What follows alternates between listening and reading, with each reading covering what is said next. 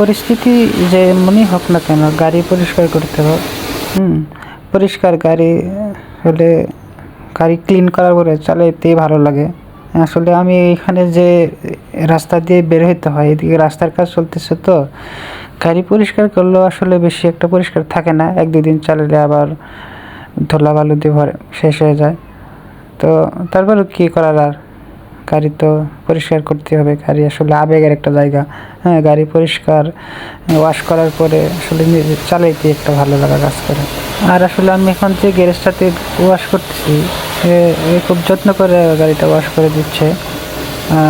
বিভিন্ন জায়গায় গাড়ি ওয়াশ করি আমি, বাট এই সেলটা খুব যত্ন করে একদম উপরে নিচে ইঞ্জিনের ভিতরে ব্রাশ দিয়ে ঘষে ঘষে সে ওয়াশ করে দিচ্ছিল আমাকে। আমার কাছে খুব ভালোই লাগতেছিল।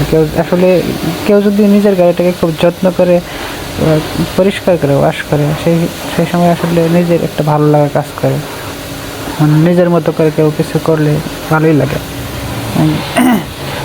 তো ওয়াশ করার পরে যে কেমন লাগতেছে আপনারা কমেন্টসে সবাই জানাবেন।